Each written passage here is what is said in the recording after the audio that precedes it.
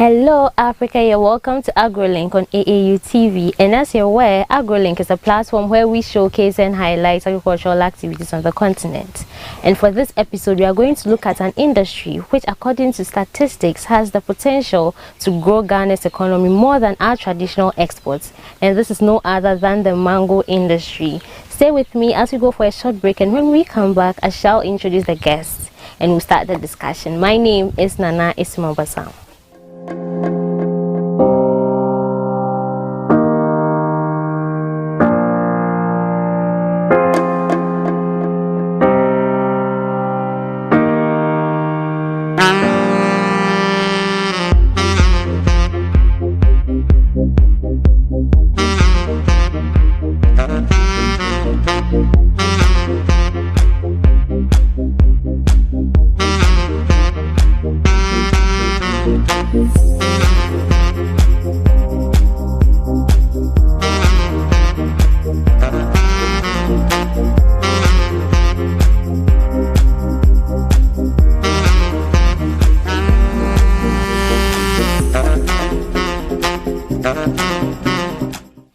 You're welcome back from the break. As I said before the break, we are going to look at the mango industry, and we have no other than the CEO of MKL Farms Limited here in Somanya, in the person of Maxwell Kofi Lee. Maxwell, you're welcome to AgroLink. Thank you. You're also welcome to my farm. Okay, thank you. So before we start, Maxwell, there are a variety of agricultural avenues you could have ventured into, but you chose mango specifically. What sparked your interest in this industry? Well, mango, when you mention of Somanya, most of the big men around, the people who are making it, they are mango farmers. And so those are the people who inspired me, and they are the people who I look forward to, because they are really making it big from the mango industry. So they decided to farm mangoes instead of cocoa and other crops. So that's why I also joined the mango business. Okay. Yeah. So did you join right after school, or you transitioned? Well, luckily for me, my parents started it. I'm a footballer myself, so I was not focusing on farming. I was only focusing on football. So I lost my dad as 2012. So after which I made my mind to travel outside the country. Actually, growing up, I never made the mind to do farming. So I traveled twice to Dubai. I did not get what I wanted. The football contract I was trying to get, I did not get. So I returned on the 10th of January. That's when, when I was at Dubai, I tried to work, standing on my feet, washing of dishes and all that. Any kind of job that would come my way, I was making my mind to just do it, to survive outside there. But I realized the big men around are really making it from the mango business. So if the opportunity is there for me to know much about the mango, why don't I return back home just to start it? Before I traveled to, I was nursing the seedlings myself here, because I work under the late Mr. Frederick Rooney. He's a German missionary who came down to Somalia here to teach us much about the mangoes. Yeah. So I work a bit under him. So through that, I have the experience about mango, how to select mangoes. But I was not doing it after my basic school certificate. I did not go to senior high. Yeah, it was football after my basic school examination. I was moving from football academies to academy, football school to football schools. So actually, before I pushed much into football, I knew a little about the mango business already before I traveled. So when I returned, I made the mind not to invest much into football again, but just to come and maintain what my father left behind, and to be nursing my mango seedlings too as well. And through this, I've been able to achieve a lot. Yeah. Okay. So you can say you are one of the mango experts in Somanya. Yeah. Okay. When you come to Somanya, you make Maxwell, the CEO of MKL. Maxwell Kofi Lee. Maxwell Kofi Lee, yeah. Okay.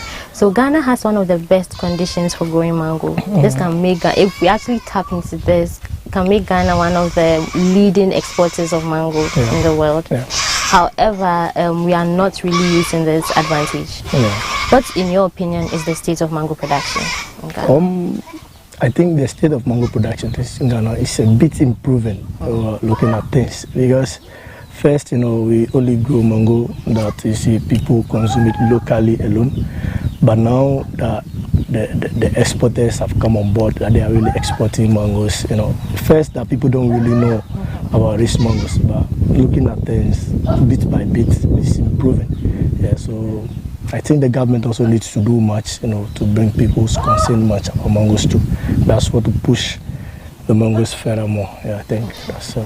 So I think in the past, the little mangoes, the local mangoes were the ones that were usually on the market. But with time, we see a lot of the Salau mangoes, and that's actually taking over the small ones now. People prefer that to the small ones. Yeah. What are some of the breeds that you have on your farm? Yeah, I have the Kate, which is the biggest mango, and the Kent. So these are the two varieties that are really selling much at the market now. I have Erwin, I have Hayden, but I have just three trees of Hayden, 2 trees of Erwin, 1 of Palmer. Those are the varieties. But just for my personal enjoyment, like we want to enjoy it at the farm. But those that I have like at the farm that I sell most is the Kate, which is the biggest mango, and the Kent. Those are the 2 varieties that are really making huge sales at the market and for export too. Yeah, so those are the varieties mostly. Okay. So you mentioned that one is bigger than the other. Yeah. Apart from the sizes, what are some of the other? What are some of the anomalies I can see and then realize that this is Kate and this is Kent? Yeah, the Kent looks like apple.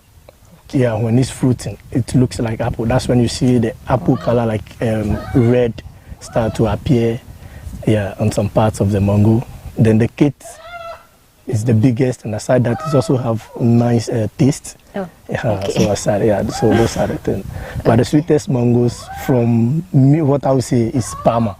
Yeah, that's the sweetest mango. But for Palmer, people don't normally buy it in high quality quantity for plantations. Why? Well, they don't have market that much, and they don't use it for export too. Yeah, so, really? Yeah. But that has the nicest taste, yeah, Palmer. That's strange. Yeah. Okay. And we all know that in Ghana there are 2 seasons for mango production, the major and the minor season. Yeah. So, and you've been producing mango for a very long time. Yeah. Are you adopting measures to ensure, adopting measures to ensure that you produce mango all year round? Is there an avenue like that? Yeah, mangoes need water sometimes during the flowering time. So if some people are really using the irrigation system, so those who are really into the irrigation system are those people who are really benefiting from all this kind of year round, because sometimes you see that the season is over, but some people still have mangoes at their farm. So those people mostly are using the irrigation system.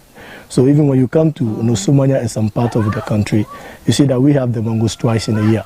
This because of the weather we have and how suitable our lands too are at Somalia. Yeah, so those are the things that I might say that keeps the mango like within the year you still find some mangoes. Yeah. So it's mainly because of the weather conditions. The weather conditions is part of it, and the suitable land too. Yeah, so also part of it. So let's now move to some of the challenges that you face as a young farmer. I know that the mango industry has been, for a very long time, has been plagued by the black bacteria disease and then some of the flies as well. Yeah.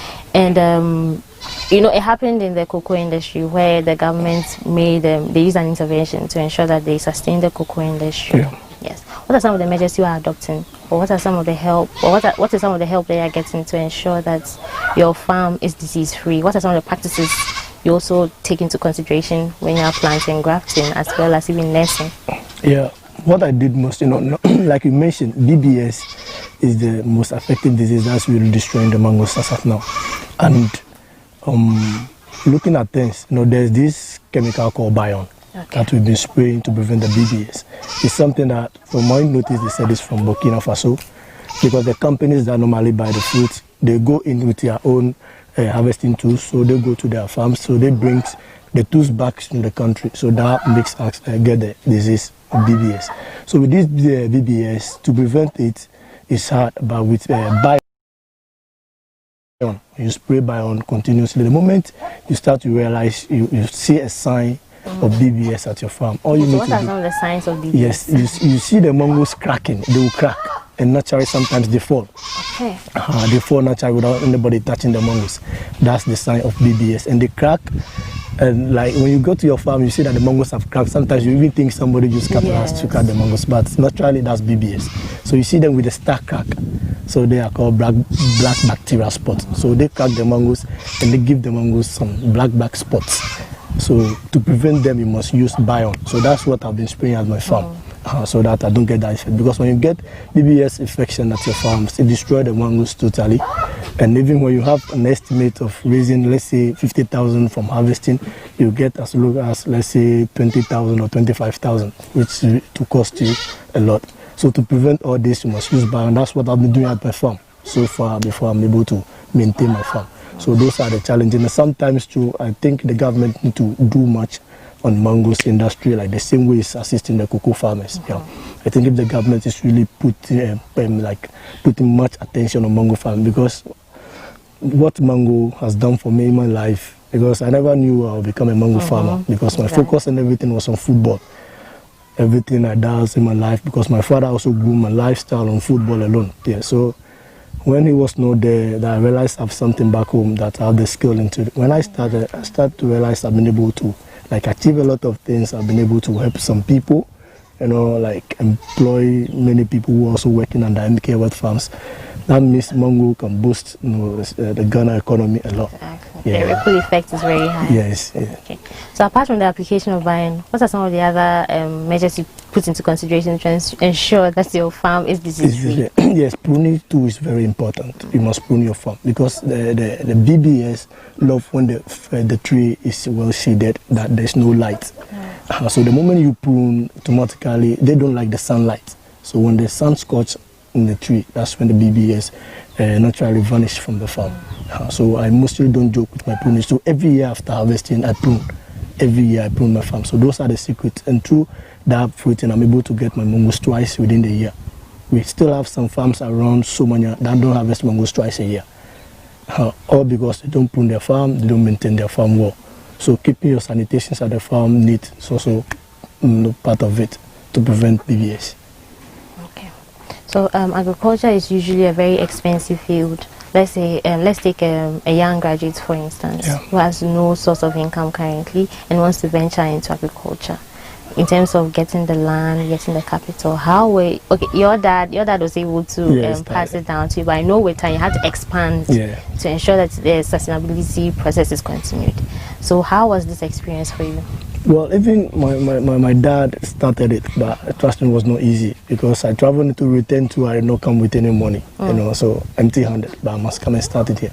But luckily for me, because I know how to nest the mango seedlings, I left this farm and I work at people's farm to help them raise some small monies, and my mom also assisted me with some capitals to start the farm. Yeah, so what I did was things that I employ people to do at the farm, I was doing them myself. Pruning, I prune myself, spraying. So I sacrificed myself to do most of the jobs at the farm, because my parents started already. Yeah, they started it. So when I also come, they started with just 5 acres, but the land was there. So I must be able to finish up. So I also planted the rest to it. When I start to harvest the fruit after the pruning, when you prune, the tree takes 1 year for it to get more leaves for it to fruit. So after my pruning, I harvest the first one, I raise money. Now I get 5 extra acres which I planted mangoes on it, which they also start fruiting. And I said I was able to raise more money from this farm to invest into people's farm, to get my money all the time after harvesting. So looking as a young graduate, for me to say that you want to start and you don't have a land, land is the main issue. Yeah, land is the main issue. Sometimes you can go your village or your locality where you find yourself, you can go and see the elders of the place. You talk to them, okay, this is the business you want to bring about, because I have some people have been assisting with that idea. Go to them, talk to them. They can lease the land for you. Sometimes you get some land as low as 100 cedis per year. Per year? Per acre, per 1 acre. That's fine. So when you list it down, you buy your mango seedlings, because the land is the most important thing you want to establish your mango farm. The land. The only problem and the challenge is the land. So when you get it, and the seedlings, I say one seedlings are 7 cedis. But when somebody wants to buy in high quantity from 1,000 plus, going and reduce the price. Okay, so when you get your seedlings, then you plant it. You must wait again for 3 years for this mangoes to start to fruit for you. So those are the things. So the main challenge as a graduate to start your mango plantation is the land. When you get the land, the remaining things are there's peanut money that you can go by this year. So the land, because we know land in Ghana now costing very high now. It's pricey. Yeah, so the land is the main challenge. Yeah, for me to see. Okay. So real mango is highly perishable. So before you even have it, you have to ensure that you have markets for it. If you are not going to add value to it, immediately. Yeah. And as a young graduate who just finished school, I've been able to acquire land, which is very expensive here. Yeah. How will I be able to sustain my market or even attract people? Because now people are understanding the mango industry, and with the major season, there's a lot in the market. Yeah. So the prices are not stable. How do I attract and sustain customers? Yeah, to attract and to sustain customers, like, let me use myself as an example. Okay. When I start this business, you know, yeah, my father started, but some things he needed to do, but he was not able to do it. So when I come, what I did was I went to the companies. Okay. There's HPW, there's Blue Skies, and we have Boomat. These are the three major companies who buy mango in high scale. So I went to Blue Skies and I told them my problem. Yes, I want to push much into mango. I know they are one of the biggest companies in Ghana now that buy mangoes in high quantity. So please, I'll make sure, can you tell me some of the standards you consider before you buy mangoes from my farm? And they are like, okay, Maxwell, treat your mangoes well, treat your farm well, make sure you prune at the right time and spray. Those are the petty things you must do at your farm. Make sure your mangoes are not diseased. So, okay, I did that. I went to them. So I called upon them to check my farms anytime I have flowers. Because way back, I don't know much about what they want, their standard before they be buying the fruit. So they came to my farm and they told me when the mangoes were about maturing, they're like, okay, this is the standard we want. So after which, I won their trust and they start buying from me. So every year they make sure they ask me how much quantity of mangoes I can supply them. So through that, I even take people's farm that they have the farm. I make sure they treat their mangoes well, and with my company name, I help them sell their fruit. So those are the things. If you don't have markets for it, you know, mangoes, like you said, is everywhere. And the major season too is sometimes you face challenges to sell, and because of high risk of mangoes perishing, you must try to open up and to go to the people who need mangoes. You can't be there to say I'm farming mango and you don't go in for marketing. You know, that's when you run lost into the business. So what you need to do at first is to go to people who need mangoes, who want to buy mangoes. So you expose what your product. You must make sure what is it called? The standard of your mangoes to be in high quality, because we have export quality of mangoes that the company supply, and we have even people who come to the farm to buy it and sell it to the market. So if you want, like say, export quality, there is a way of going by how you prune your farm, so always there will be sunlight at your farm. That makes the mangoes look red and very beautiful. That's when the exporters will come and buy from you. When you want the company supply, they don't need any nice mango. All they want, they'll just go and peel it and they use it for whatever they want to use it for. So those are the standards you must put in consideration. Yeah, mango is not a business because of how many people are really investing into it now. There is this kind of challenge a bit about marketing. So all you need to do is to move in and then you talk to the companies who need the fruit. Because now I'm dealing with the three companies. So first I only deal with Blue Skies. But because of the farms I get, now the farms, I've expanded the farm. I have many farms, so the owners don't believe in the business. So I invest my own money into it and I sell to the company. So because of this, I get all the companies on board that I am doing business with all of them. Yeah. So if you are a young guy who really want to go into mango farming, first thing after getting your land, when you start with your mango planting, 2 years before your mango starts to fruit after 3 years, you must start to see the companies to talk them, okay, you have mango farm, or you've started your farm, and the next 3 years is to start to fruit. Okay, so what's the next thing you must do? Then you talk to them, expose your farm to them, and what you are doing. That's market itself, right? Get markets. That's it. Okay. Yes. All right. So I'm enjoying this conversation, but then we'll go for a short break and when we come back, we'll continue. Okay, thank you.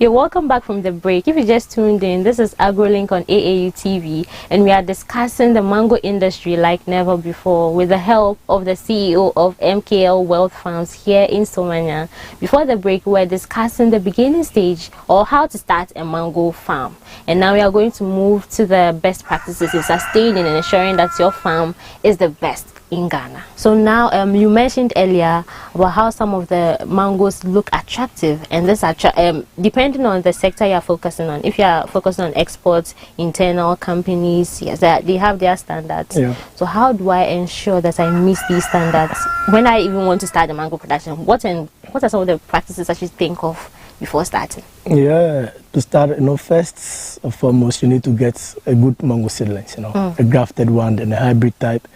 The kind of varieties you want, like I do mention earlier on, we have two varieties which are really doing much well at the market. That's the Kent and the Kit. So, let's say you want to start with the Kit. That's the biggest and the most popular mango, that's Kit, which is also good for export. You first need to get a certified seedlings operator. Like when you come to MK Award Farms, we own the plantation. We are into the business for so many years.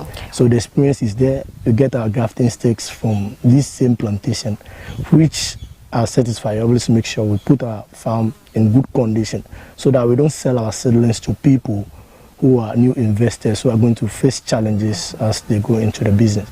So when you buy your seedlings you first need to get the seedlings from a certified seedlings operator. When you buy the seedlings, then the next thing after you get in your land. So we nest the seedlings for you already. So when you buy, straight away for you to go and plant it at the field. But the works we do is for us to get a good soil in the nursery bags. And what is a good soil? Yeah, we mix with the animal dung, with soil, then sometimes with the chaff. Yeah, then we mix everything 1:1 of any bowl at all we pick to measure with. Then we put into the nursery bags before we nest the mango seed into a set. But before we do that, we get our local seeds ready.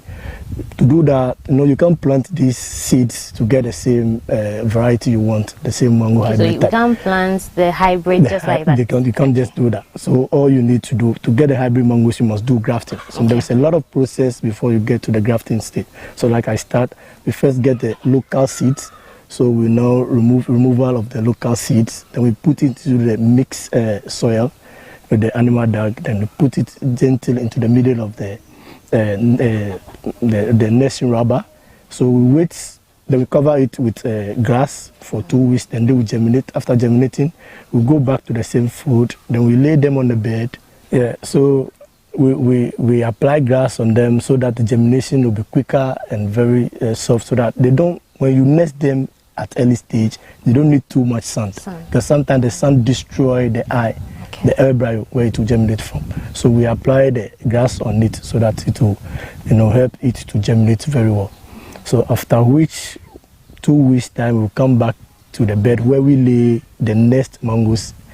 We will remove first the tall ones, then we set another bed, then we lay them. So after laying them 4 months, then they will be in a good height, good position, and nice thickness for us to graft. So during grafting time, we graft after 2 weeks. They will also shoot. From shooting, then 1 month again, then they will be ready. The leaves will be deep green because you can't transplant mangoes when the leaves are light green. The risk of sending mangoes to your food when they are light green is very high. You're going to lose most of the things you bought for your money with. So what we do is to make sure the mango leaves are deep green, and we even preserve them 3 days before our customers pick them out to their food. Yeah, we also have a package that we plant everything for you. We will come to your site, we do lining, digging, and everything. Now you can see the mangoes will be in the line, so that harvesting, the movement at the farm will be easy for you. So we do all that in the package.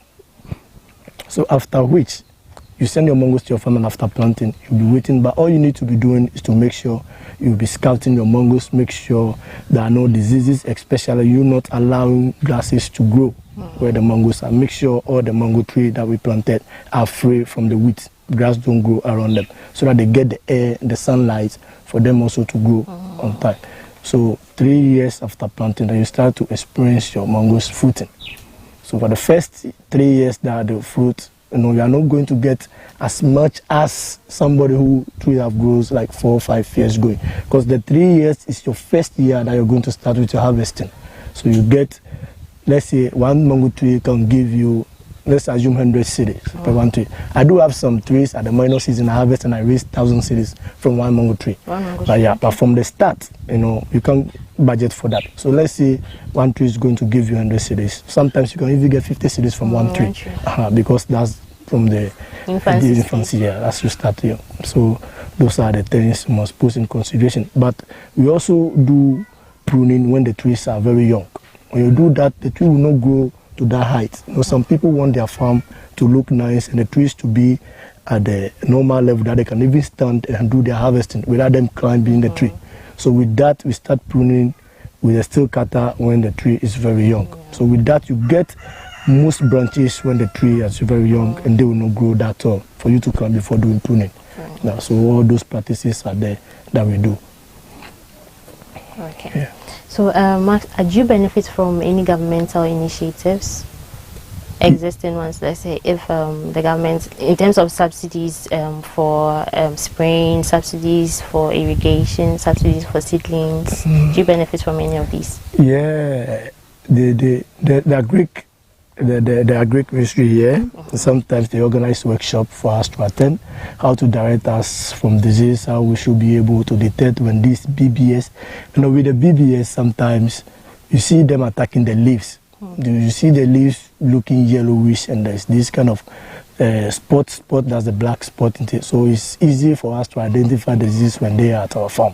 So they do that, and the government sometimes also I apply seedlings from us, and they share it to farmers who are new, who really want to go invest into it. So when they don't provide land, but what they do is somebody like me that they know I'm a seedlings grower, which I'm expert. They place order. Let's say, Maxwell, this year we need 10,000 seedlings from you.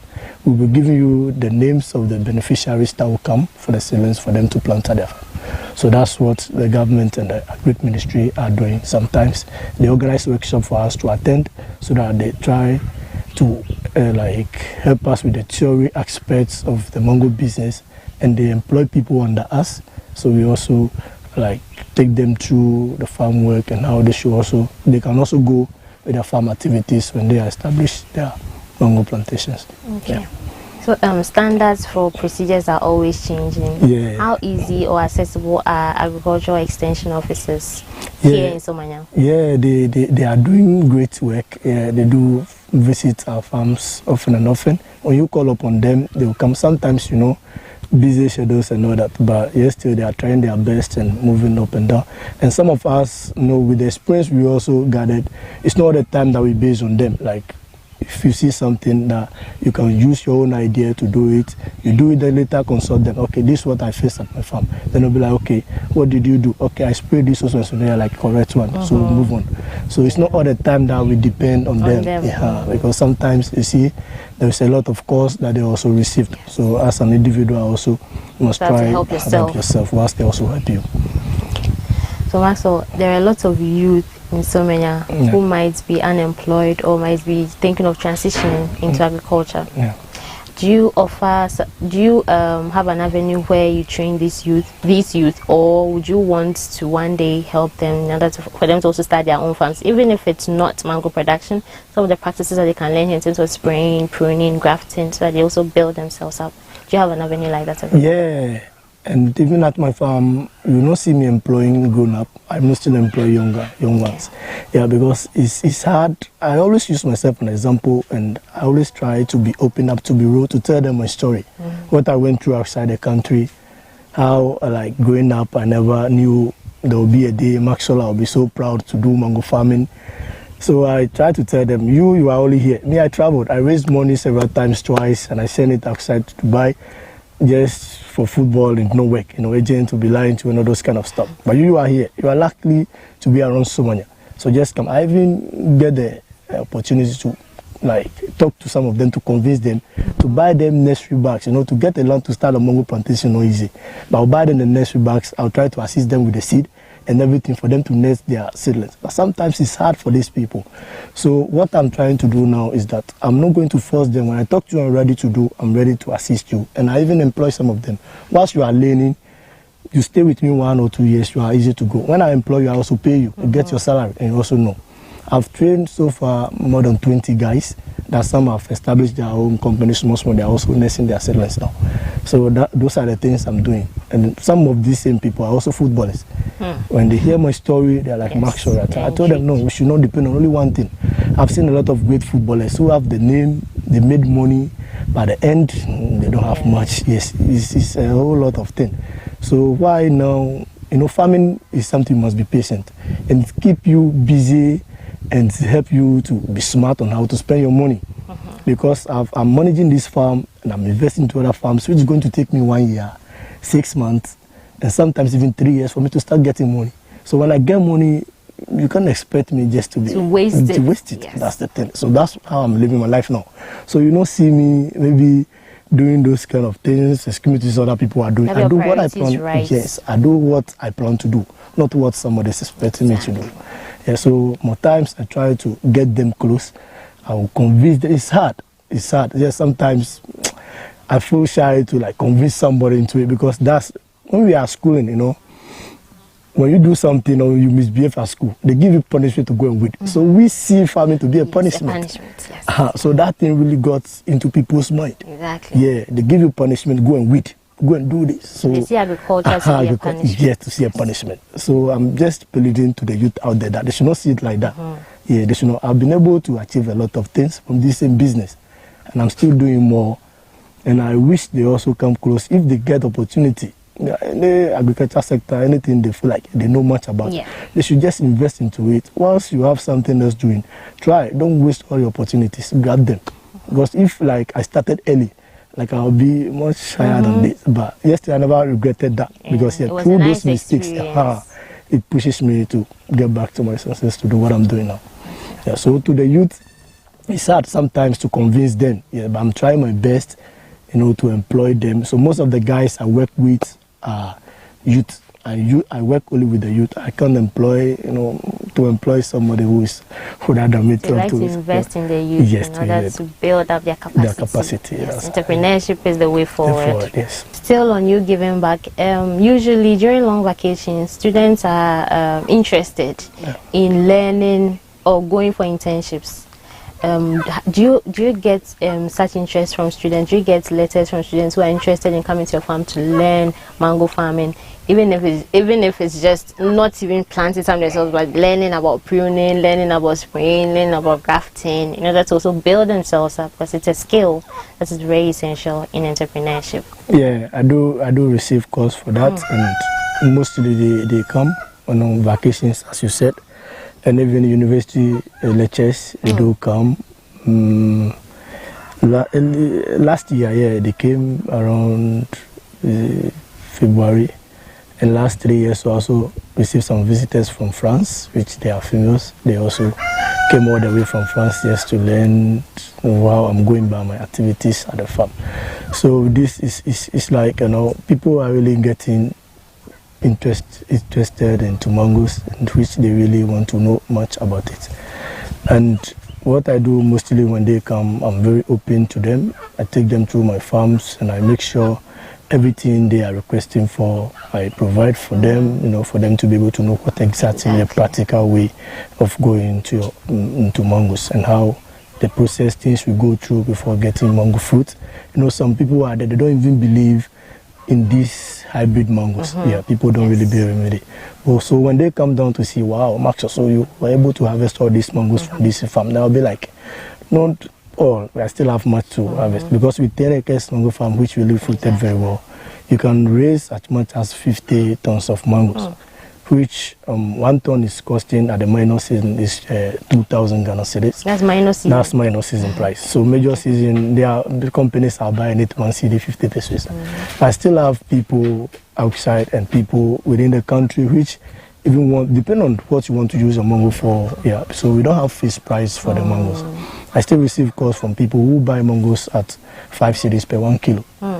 That's 1 mango. And they also go and they sell it, or whatever they are going to use it for, they also make their profit. Exactly. So that's how the business is. So people are really getting interested in mango and they are really paying attention into it. So young guys, teachers, lecturers, and students do come. They do come. Sometimes they come, they stay for 3 days.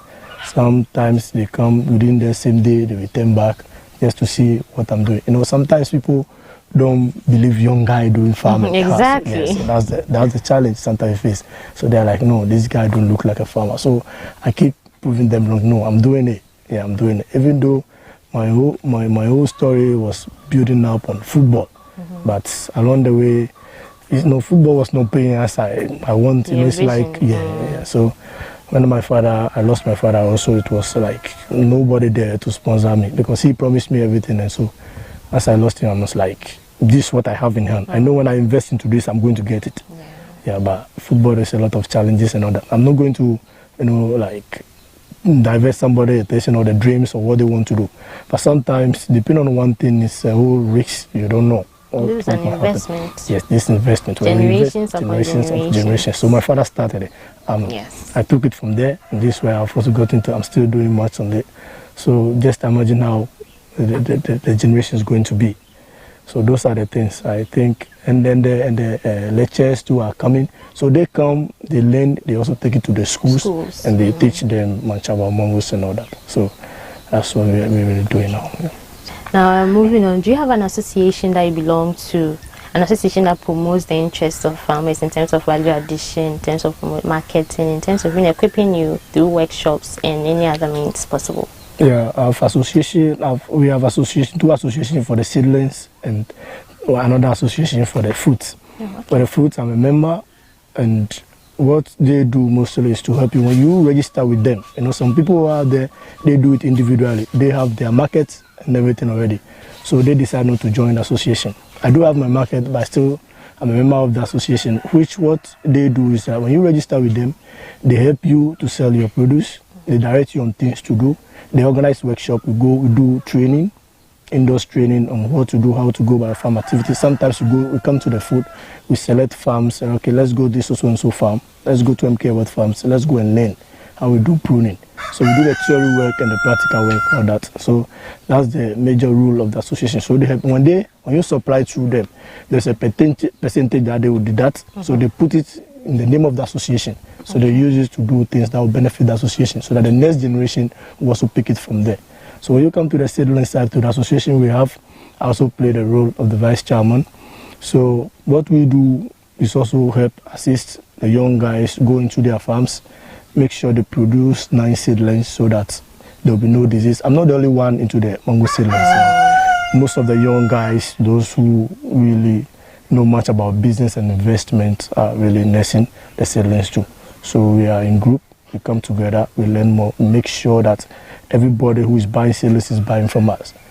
So because we are satisfied with nurse seedlings and high standard, so that I don't face the challenges. Because like we know, mangoes, the perishing percentage is very high. So if you don't go through all these safety precautions, you face a lot of challenges. So those are the things we do and make sure. Okay, you mentioned earlier that it's through the association. No, it's the association that made it possible for you to join or to even apply. Yes, yeah. Global Gap. Yeah. So when you join the Mango Association, the fruit, what they do is we come together as a group.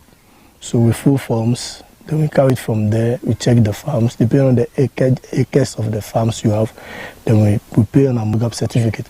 As an individual, to get that certificate, you need to spend a lot of money. But with the association name, it's very easy for you to get the Global Gap certificate. But with the Global Gap certificate too, it's also easy for you to do direct exporting.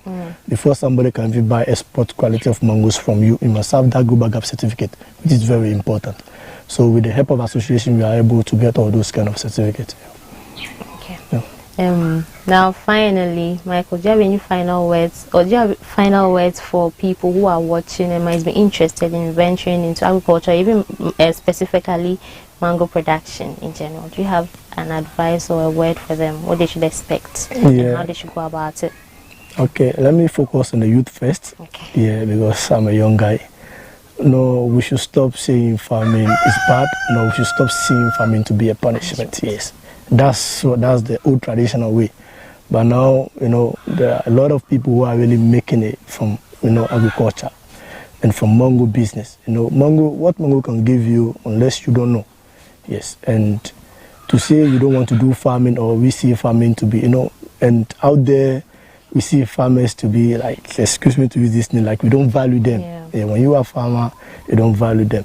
But during challenges and difficult times, we get food stuff from the farm. When you are seized at your home that you can't go or you can't travel outside the country for anything, it's the farmers that produce your food. So that means we should respect the farmers, and everybody out there should stop disrespecting farmers, because farmers are really playing a big role.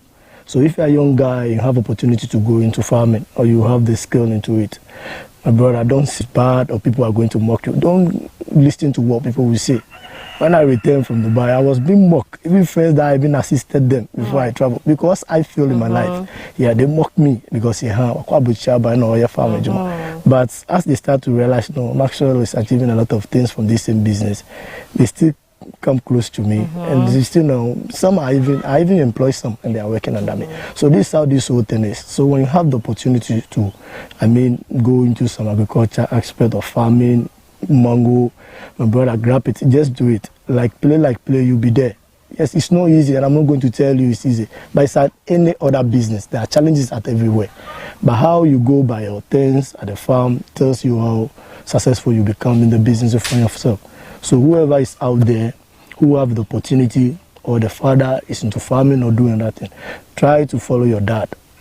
Try to at least learn something from what he's doing. You don't know how life will be. Like myself, I always say I want to be a footballer. I always dream of football alone, nothing again. My father even used to say, Maxwell, let's go to the farm. I'll dodge him and go to football pitch, because he was assisting me in football. He know I can't do the farm work. But sometimes he do call me, Maxwell, let's go, so at least you take a look at the activities at the farm. But as I lost him, I was smart to get back to this. And today, look at my life now. I never regretted any mistake I make, because through those mistakes pushed me this far. So we should stop seeing farming to be a punishment. When you have the opportunity to go into it, my brother, grab it, and trust me, later you'll call me to thank me. Yeah, so that's the little advice I'll give to the youth out there. Thank you. Thank you very much, Maxwell, for your time and for this educative episode. We hope that next time when we call on you, you'll be able to grant us any interview that we would ask for. I'll do that. Thank you too for your time. Very much. You're welcome. If you just tuned in, you can go back and watch this educative and insightful episode of AgroLink on our Facebook and YouTube pages at Association of African Universities, and on our dedicated website at cv.aau.org.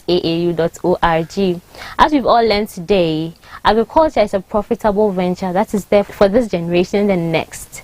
Please keep watching AAU TV for more insightful episodes. My name is Nana Ismambasam. So we'll meet again next week. Do have a productive week.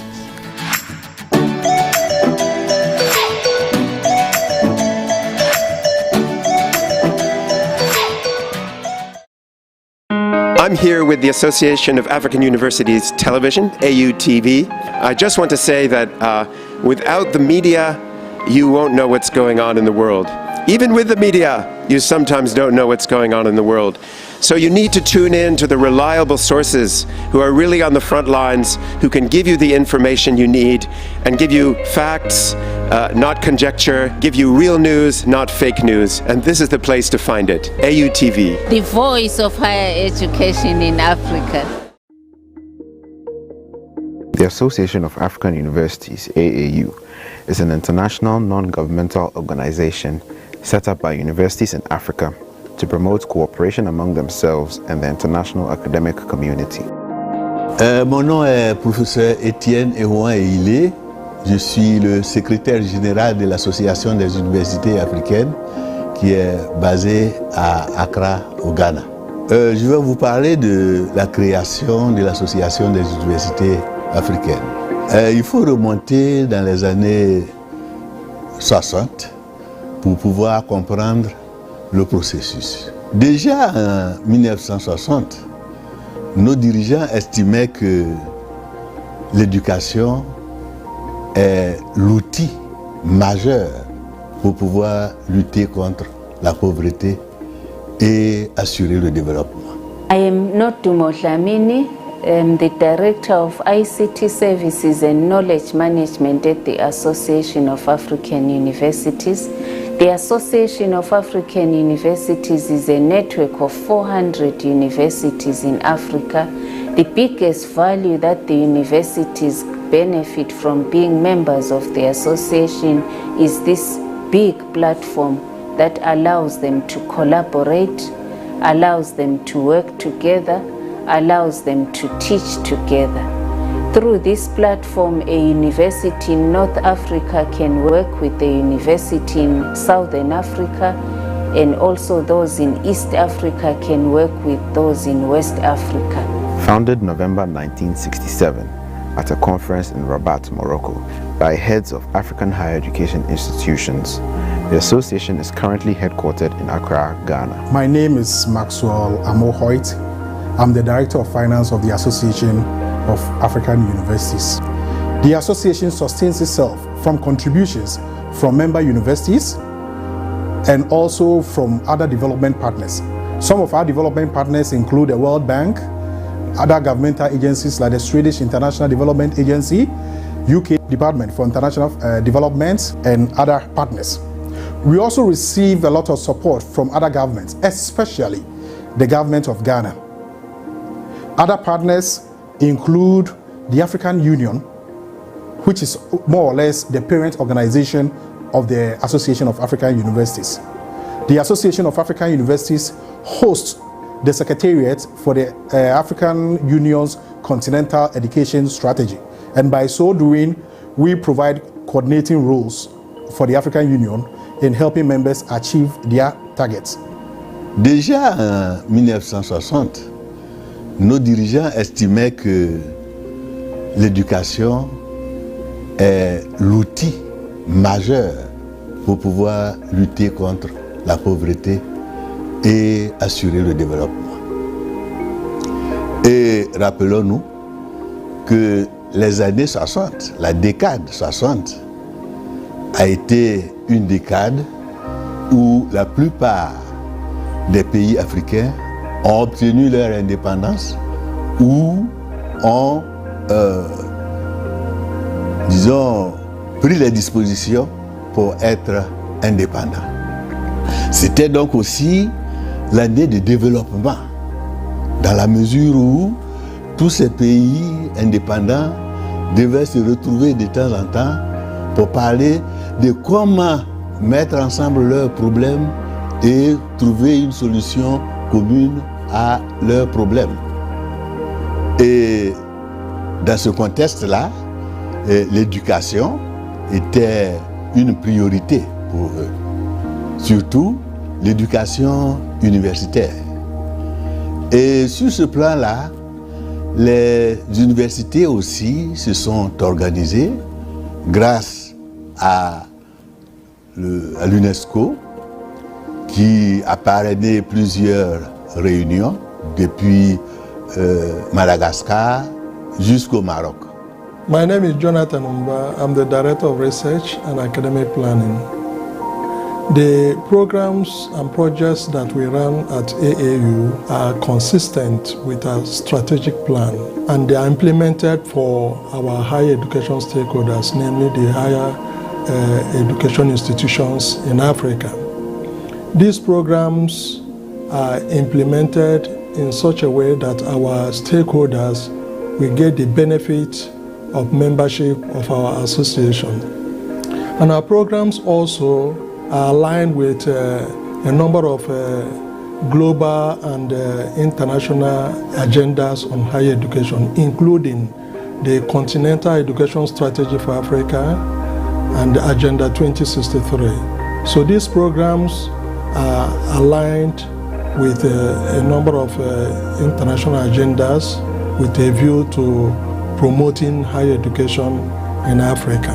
The AAU is the apex organization and principal forum for consultation, exchange of information, and cooperation among universities in Africa. I am Professor Nkusa Mahao, Vice Chancellor of the National University of Lesotho in the Kingdom of Lesotho in Southern Africa. There are roughly 77 universities that are affiliated with the AAU in the region. But as you might be aware, there are a lot more universities that are as yet to take the membership of the Association of African Universities. Well, universities that are not members of the AAU are missing quite a lot. First of all, let's appreciate this one point, that the AAU is a main driver from the angle of training and capacitating the human resources of the continent, the agenda of the African Union 2063.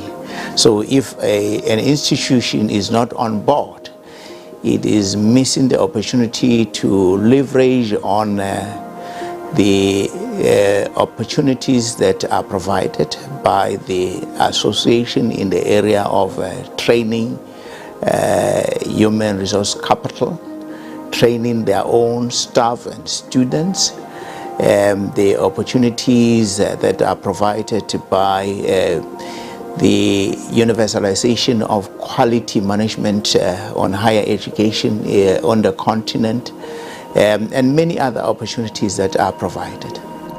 Et en 1963, il y a eu une réunion à Khartoum, au Soudan, où les chefs des institutions d'enseignement supérieur ont décidé de créer l'Association des universités africaines. Finalement, la création va se faire à une conférence qui s'est tenue à Rabat au Maroc, et la création de l'Association des universités africaines a eu lieu le 12 novembre 1967. I'm Prof. Hassan Kafi, AAU Governing Board member, representing for East African region. Also, I am the president of Plasma University, Mogadishu, Somalia. We really like to give a call for universities in Africa, especially in East Africa, those which are not members still in the Association of African Universities. We are calling them because we feel the organization is ours. It represents the voice of higher education in Africa being seen all over the world.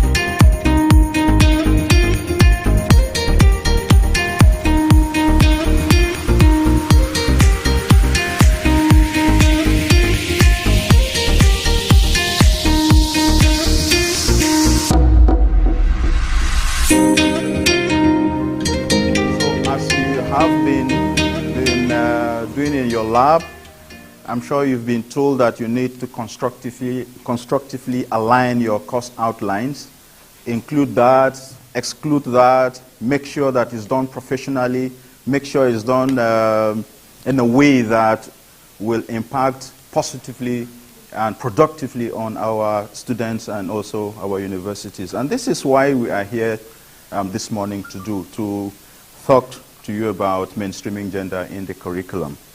And we will be interested in defining gender and gender-related concepts. We also hope that at the end of the session, we should be able to explain gender issues in real-life situation in our classrooms, and we would benefit, from your experiences. I'm told that the youngest person in the classroom, it's about 5 years.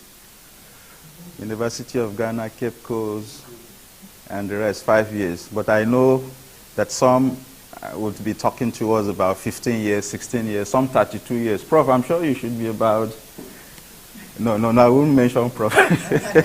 The number of years in teaching. Teaching? Yes. That you want. 31 years. So you see.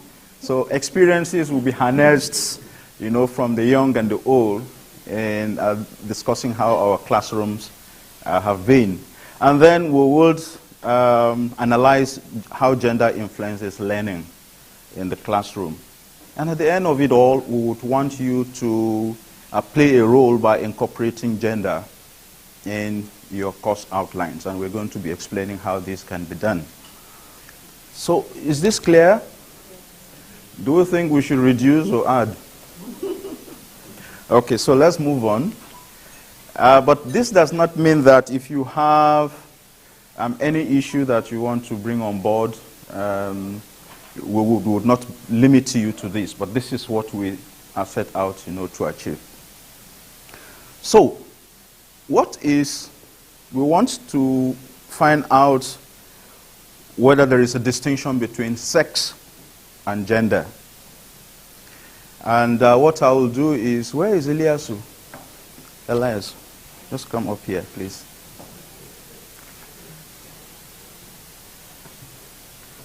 Yeah, this is my friend.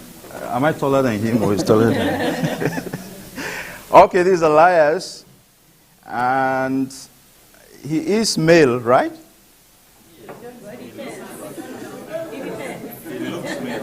Okay, so let me hear from you. What?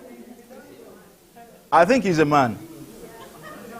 He's a man. I am a man. He's a man. So why do you think he's a man? Oh, because he said it. No, but I want you to use your eyes and other senses. Yes, can I? Any contribution? So, hello, one class.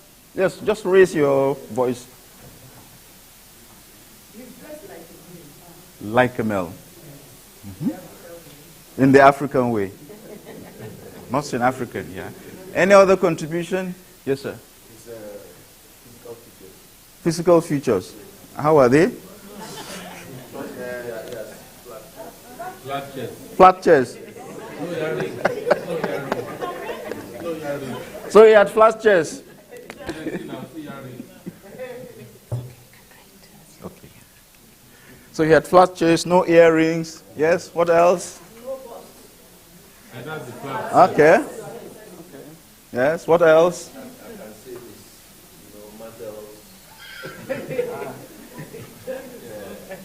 Muzzles. Okay. Okay. What else? No makeup of any kind. Are you sure?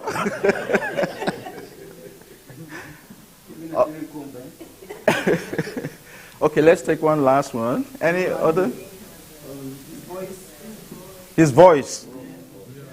The voice is deep. And beard. Your voice is also deep, so I'm not sure. Okay, Eliasu, thank you very much. Yeah. So, well, we want to discuss and tell you that he is male. I don't want to call any female or a lady here so that we don't lack of time.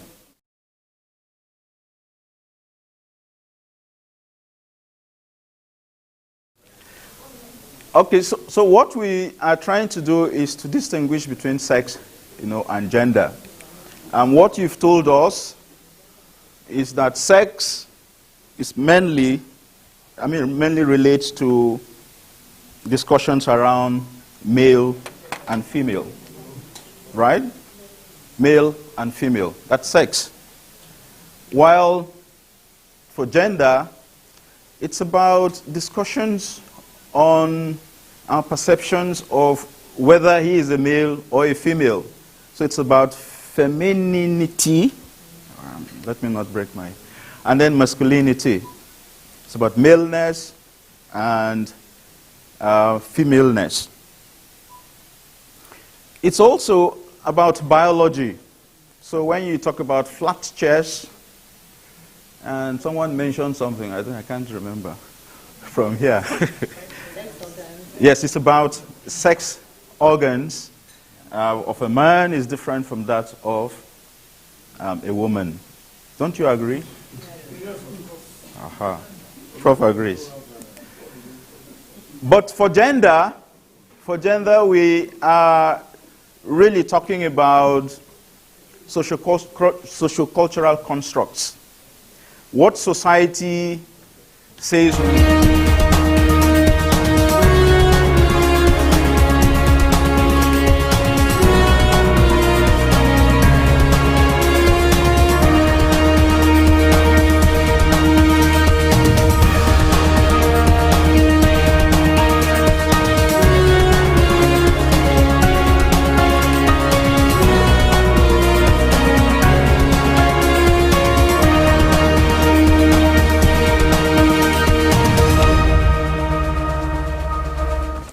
You're watching the AAU TV newsroom live this morning, and we are coming to you from the headquarters of the Association of African Universities here in Accra, Ghana. And my name is Lydia Nyame. And joining me in the studio this morning are Jumai Madaladem Doche. And my name is Ajiman Otrodako. And the headlines for this morning on higher education: African universities set to deepen collaborations, a path while emphasizing the just ended African Universities Week celebration. And in our health news, latest COVID-19 vaccine continue to evolve as more proof for long-lasting immunity emerges. And in addition, total number of COVID-19 cases passes 52.8 million. In our science and technology news update, Apple's new custom-built M1 processor chip poses a great threat to the PC market, especially to Intel and other PC markets. The demand for higher education in Africa has increased as universities across the continent participate in the global knowledge economy and have partnerships across the world. Now, this power the celebration of the African Universities Week on the theme Digital Transformation in African Higher and Tertiary Education amidst a global health pandemic, as African universities reaffirm their effort to collaborate in research, teaching and learning, as well as scholarships. The African Universities Week is celebrated annually by universities in Africa to commemorate the birth of AAU on the 12th of November 1967 in Rabat, Morocco. The week's celebration brings together higher education stakeholders across Africa to discuss contemporary issues pertinent to the improvement of the quality and the relevance of higher education to the development of the African continent. This event has become a premier one on the calendar of AAU and has been celebrated by higher education institutions since the year 2000. Now, let us start off by reflecting on the key account of this year's African Universities Week. And day one of the week celebration focused on digital transformation in African higher and tertiary education, a holistic and sustainable approach. But Ajamana, I want to know, how well have we been able to utilize digitization in African higher education? Well, let me start by saying that this year's African University Week celebration was awesome, great organization. Extremely amazing. I'm glad about that. The formation dance, I mean, it's the first time, from COVID actually caused us not to have this event face-to-face, but having it online and having this great routine. Exactly. I mean, it says a lot to AAU, and I'm saying kudos to the organizers for such a great, the storyline over there. It's just amazing that everyone is inclusive. Yeah. We're all in this together. Yeah. But now back to the main issue, that is the digital transformation and how holistic and sustainable it is for development. It's about time that we migrated from the manual, traditional way of doing things to the digital platform. Exactly. Because we've realized that is what the universities overseas are doing. And they are making waves. They are being productive. They are being effective and efficient. Exactly. So it's about time we also make time, invest in these technological infrastructure, and also reap the benefits of this effectiveness and efficiency. Exactly. So we can also grow. So about time, if we want to sustain our growth holistically, that we must go digital. That's the way to go. That's true. Thank you very much. And now moving to day 2 of the week celebration, and it also had a theme, reshaping women leadership in a transforming and digitized world. And of course, it is important to reshape women. But Jemima, I want to know, is it important, is it necessary to reshape women in a time like this? Yeah, it is very important because, first of all, when you take the SDG Goal 5, which talks about gender equality, where everyone, male or female, is given an equal opportunity to take up roles to help in national development. And also looking at the women empowerment, which is key to the UN, where women are given the platform, the opportunity to take up leadership positions to help in national development. So at the long way around, women are given the opportunity, the stance, the way to bring out what's the leadership in them. So I think it's a good step. It's very important. That's very tragic, man. Yeah, you know, if you thought we're still going back to the old way of doing things where women were being relegated to some very menial roles, well, then you better wake up, because it's the game has changed where women are now stepping up for themselves. The power from within that was quite hidden is now being shown. Yeah, that's true. Now women are stepping up to leadership positions and they are doing very well. Exactly. So we just want to eschew that thought of closing the gap on women and now opening women up for so many positions. And you know what? It will interest you to know that currently the president-elect, vice president-elect for the United States of America is Senator Kamala Harris. Exactly. And it tells us that yes, the women can break the barriers. Exactly. And step up and chart the path for other women to also believe in themselves, that now no one can just relegate you to any other menial role. You can step up and then take the bull by the horn and then make things happen. Exactly. So women can step up and do whatever it is that you see yourself doing. And we're moving to day 3 of the week celebration, and it also ushered in new members who wish to join the AAU. Day 4 of the celebration also worked on the theme research, general establishment and maintenance, and most of it all had an address by the AAU president. And now let's to the guests from industry and other sectors, distinguished ladies and gentlemen, all protocol observed. On behalf of the governing board of the Association of African Universities and the entire membership of AAU, I take this opportunity to welcome you all from across the length and breadth of the African continent and beyond to this very important event on the calendar's African Higher Education, the celebration of African Universities Week. I would like to express our special appreciation to you all for having found a slot in your heavy schedules to attend this ceremony, which is a testimony of your usual commitment to AAU and higher education in general.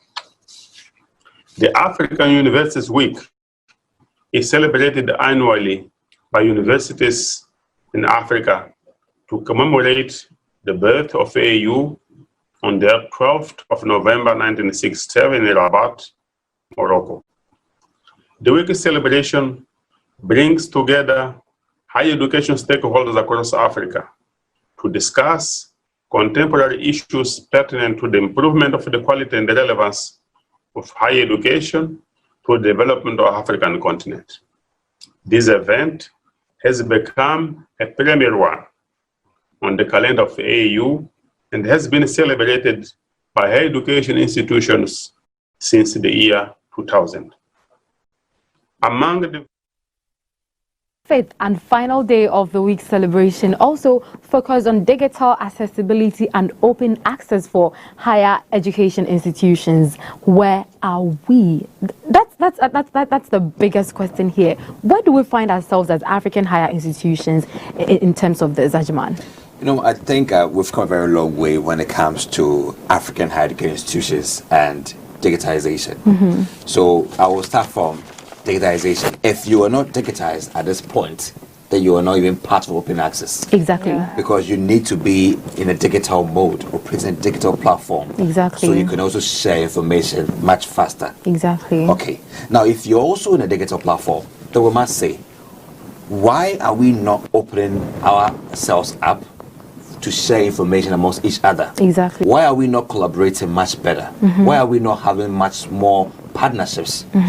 In Africa, right from the inception of the AAU, that was meant to be the apex higher education body in Africa, to marry all other African higher education institutions together in terms of capacity building, research and development, human resource capacitation, building all these things, these values, and leveraging these values amongst them all together. Right from 1967, with 33 members, up until now, we've seen a great progress. 400 universities and more tells us that people are understanding the need to open up, they need to share, they need to leverage our competences amongst each other. But the question is, are we opening up in the first place? Well, I would want to say that the unfortunate thing here is perhaps it's a competition. This fight for supremacy. Exactly. I want to be the best university in Africa, regardless of what you're going through. And with that mentality or mindset, there wouldn't be any need for me to share with you. Exactly. Which we have to eschew that kind of mindset to be able to share information amongst each other that much to see us all grow together. And that is why the AAU is here doing this for the past 53 years. And they will still be doing it very well. Jemima, where do we find ourselves? I think I agree with Ajamine when he says we should open ourselves up to share information, because what will it benefit you when you are pronounced the best university in Ghana or Africa? They actually get a lot from it. Exactly, but you being there and your other universities being beneath you, I don't see any importance of that. So why wouldn't you just open up, share your information, share how you made it there, so that other universities will follow suit? Because right now, let's say University of Ghana is good in this profession and KNUST is good in that. All of you have to come together, because those who like Legon will not be the same people who like UG. Everybody have diverse professions that they want to delve into. So I think every university should open up, share information, bring out their thoughts, their knowledge to help everyone, so that we can all get up there. It's very important. Exactly, but okay, I think you want to say something. Many universities in Africa are trying to internationalize their operations. Trying to make more collaboration with other universities in Europe and across the African continent, beyond the African continent, and that is a good thing. But before we could even go international, we need to build these standards out over here. Universities like Stellenbosch University in South Africa has quite a number of partnerships, collaborations beyond the African continent, which builds on their competences. And I know there are other partnerships within the continent as well. We have ARUA, the African Research Alliance. We also have the AAU and other inter-university partnerships in Africa. What we are saying is that we need to reaffirm our efforts to create more collaborations. The more we collaborate, the more we are able to understand or have a common ground, a valuable common ground in terms of teaching and learning. A much more resourceful common ground with regards to research and development. A much more resourceful ground to building our competences. And that's where we can say that the African continent is making headway in terms of collaboration and partnership. Okay, but Ajima, having said that, I mean, what is preventing African universities from embarking, or let me say, engaging in partnership and collaboration programs? I think what we Jemima earlier mentioned was that test for supremacy. We're being controlled in terms of who's the best university in Africa with your resources. But the question is, who ranks that in the first place? Because it doesn't come from Africans. We've got Times Higher Education rankings that's coming from the UK, always ranking universities in Africa in terms of who's the best research, who's the best outputs, innovation, technology. But when we rely on these rankings, perhaps we want to say, let's maintain our position. And if I want to maintain my position up there, it means I have to compete. Exactly. And in competing, I have to now hoard my information, hoard my findings, hoard my data, and which actually also affect the good of others. Because if I have the best way or the best pedagogies in teaching and learning, why would I want to share with the university with me in Africa to also know and also excel and compete with me on the top? I'd say that wouldn't help. So maybe we have to eschew all these thoughts of supremacy and competition and see the common ground that we are African universities and we're all going together. We're serving the good of the African continent. Exactly. So we need to open up and create easy access amongst each other so that we share information and grow together. I would say it starts from the scratch. You know, sometimes, let me go to our homes. When you're home, your parents would tell you, it's not like they're telling you not to share, but you know, you sharing is a way of bringing you down or delaying you in a way. Because for instance, if I'm supposed to teach you something and I leave mine and I'm teaching you, that means I'm also lacking. So I think we can start opening up to our information right from the basis. That conception that you helping someone is actually delaying you should be cut off or should be erased in our African homes. I think that is where it will begin and it will end well. But Lydia, let me chip in this quickly, okay? I think that beyond the sentiments, let's look at the way forward.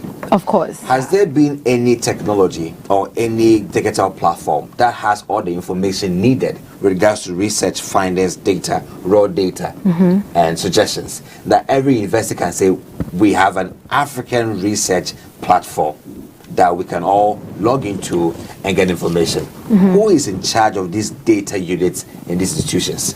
How are they oriented? How are they also putting this together to ensure that this works? Because the sad thing is that these people are the ones stepping on this flow. I mean, the university has signed an agreement to share information, but the one of the data units is not sharing information, or does not leave behind proper systems that makes it easy and accessible for someone to also share or disseminate. What is going to happen? We go around in circles. So this must cascade down to all the units involved. They must be involved that we are trying to share or open access to each other in Africa, and therefore make sure you leave behind very clear information on how we can share appropriately, so we don't get phased up somewhere. Exactly. Thank you very much. And in our health news, also in a live social media chat, Dr. Anthony Fauci, Director of National Institute of Allergy and Infectious Diseases, announces that the first doses of a safe coronavirus vaccine are set to become available in December this year or early January 2021. This is, of course, if everything continues to go smoothly. Percent African Americans, more than 20% Latinx. Why does this matter? Why is diversity important for these trials? Well, Francis, that's a great question, and it is critically important for the following reason. We hope and I believe we will get to the goal of showing that this vaccine is both safe and effective. We really do need to get everyone who could possibly benefit, particularly the most vulnerable in our population, ultimately to receive the vaccine when it is available. The only way we can, with confidence, look at our colleagues of the minority group, the Latinx, the African Americans, those that you mentioned, and say, this vaccine is safe and effective in you because we have proven by a clinical trial that it is. Whereas if they're not represented in the trial, there's always that lingering feeling that it was tested in a group that's not like them. Therefore, are we sure that it is going to work and be safe in them? We get them into the numbers that you just mentioned, which were quite good. You know, we pushed a lot to get there, and we successfully did get there. So the answer to your question is it's critically important to have the diversity that you mentioned. What's the next step now that they've announced they've completed watching this more closely than anybody? What's the likely timetable when there might actually be a vaccine available to the public if all goes well? Well, Francis, we never know absolutely for sure, but the projections that we have that I think and I hope will be reasonably accurate, that we will know sometime in December whether or not we have a safe and effective vaccine. And practically speaking, when will we be able to deploy that vaccine and get it to those individuals who need it the most, namely the prioritization that came from the ACIP and the National Academy of Medicine? I would think conservatively it would be sometime at the very end of December or the beginning of January. So that was Mr. Fauci saying if everything should go well, the first doses of COVID-19 vaccine will arrive in December and will be given to people to actually use it. So he also made a statement that he's hoping by the end of 2021 everything will turn to normal. Are there any signs to prove this? Well, in the Fauci statement, I'll first of all say that he's one credible person, really followed the COVID for quite a long time now. So I really take what he's saying, and if he says that if all things go so well, he will be someone who would take the vaccine, also recommend that others take the vaccine. So I think I believe that. But the most important thing right here is if everything goes very well, which he mentioned, he didn't really tell what exactly plays and everything goes very well. But I mean that whatever he means over there, perhaps will be the trials. Trying the vaccine on the people that you mentioned, diverse people, black people, white people, Hispanics, the Asians, anyone that matters on this face must be given a chance to try this vaccine. Exactly. For us to see how this vaccine transcends within them and how effective it is within them. So then we can be confident that it can be given an emergency authorization out there for everyone to use it. So we're counting on that. If everything goes very well, then perhaps let's say January 2021, everything will be okay. Exactly. I do agree with Agyemang, and I also think this is basically the best news we've had concerning getting a vaccine or a cure or what have you on COVID-19. This is the best because it has, is it 90%? Yeah, 90% effectiveness, and that's so awesome because we've heard of Remdesivir and other Pfizer. Exactly, but this seems to be the best. So personally for me, I'm hoping that, like he said, everything would go on smoothly, and then hopefully in December 2020 or January 2021, it would be out. Okay, so by December 2021, it will be out. The coronavirus outbreak that began in Wuhan, China in December 2019, also known as SARS-CoV-2, has resulted in more than 52.8 million infections and nearly 1.3 million deaths worldwide. Surprisingly, COVID-19 has now been reported out in every continent except the Antarctica, with more reports from the Arirang News. Worldwide COVID-19 cases passed on Sunday, with more than 50 million infections reported since the pandemic began. It only took 21 days for the global tally to pass 50 million after it exceeded the 40 million mark mid-October. In addition, according to the latest data from Johns Hopkins University, the global death tally topped 1.2 million, just around 300 days after the virus first emerged from China. The record high number comes amid the second wave of COVID-19, which continues to strike the US and Europe. The US, the country with the most confirmed cases and deaths in the world, hit almost 10 million cases and more than 230,000 deaths as of Sunday, according to the Johns Hopkins University tally. These record-breaking figures come after the country reported over 126,000 new cases the day before, marking the highest daily number since the outbreak of the pandemic. This was the fourth day that week for daily cases to surpass the 100,000 mark. Europe has also contributed to the rise in worldwide infections.